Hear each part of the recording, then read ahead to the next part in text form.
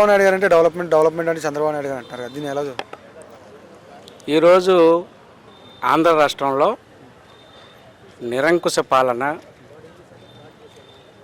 దౌర్జన్యాలకు, దాక్షాణ్యాలకి ఒక మారణ కాండగా ఈరోజు చూస్తూ ఉన్నాం. ఎక్కడ చూసినా చిన్నపిల్లల మీద అగాత్యాలు, మహిళల మీద అగాత్యాలు, అలాగే ఎవరైతే వైఎస్ఆర్సీపీ కార్యకర్తలు ఉన్నారో వాళ్ళందరి మీద కూడా కేసులు పెట్టి అక్రమ కేసులు బనాయించి వాళ్ళందరిని కూడా జైల్లో పెట్టే పరిస్థితి మనం ఈరోజు చూస్తూ ఉన్నాం. కానీ జగన్మోహన్ రెడ్డి 2019లో ఏ రోజు కూడా టీడీపీ కార్యకర్తలను ఇంత ఘోరంగా ఏ రోజు కూడా పాపం ఆయనకి తెలవదు.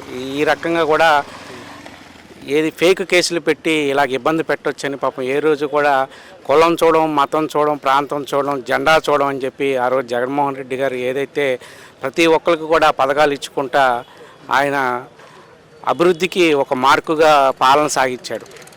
మరి ఈరోజు చూస్తుంటే పరిస్థితి ఎక్కడా డెవలప్మెంట్ లేదు. రైతులు పాపం కన్నీళ్ళు కారుస్తూ ఉన్నారు, వ్యాపారస్తులు కన్నీళ్ళు కారుస్తూ ఉన్నారు.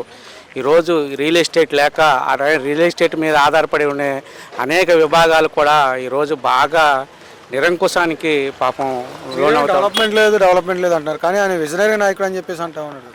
ఆయన చంద్రబాబు నాయుడు గారు చెప్పుకుంటారు కదా.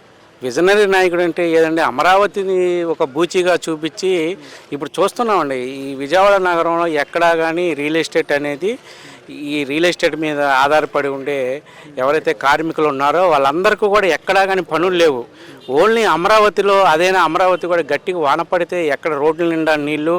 అది ఈ అమరావతిలోని సిఆర్డీఏ భవనం కట్టామంటున్నాడు, ఏదనంటే సచివాలయాలు కడుతున్నామంటున్నారు. ఇవన్నీ కూడా ఏమండి చెప్పడానికే కానీ మాటలకే కానీ చేతలకే అయితే ఇక్కడ ఎటువంటి నోచుకోవట్లేదండి. కానీ ఇప్పుడు ఐటీ కంపెనీస్ తీసుకొస్తా ఉన్నాము, ఇన్ఫోసిస్, గూగుల్ కూడా మేమే తీసుకొచ్చామని అంటున్నారు కదా. ఇవన్నీ జగన్ గారు 2019లోనే ఇవన్నీ కూడా తీసుకొచ్చారు. అంతేకాదు ఈరోజు ఏదైతే సచివాలయ వ్యవస్థ ద్వారా ఎంతోమందికి ఉపాధి కల్పించారు జగన్మోహన్ రెడ్డి గారు, మరి ఆ వ్యవస్థను కూడా ఈరోజు ఈయన నిర్వీర్యం చేసేసారు. మరి మనం చూస్తూ ఉన్నాం.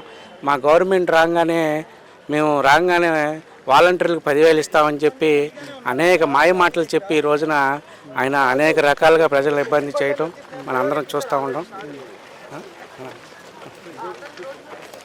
అనేక రకాలుగా మనం ఇబ్బందులు చూస్తూ ఉన్నాం.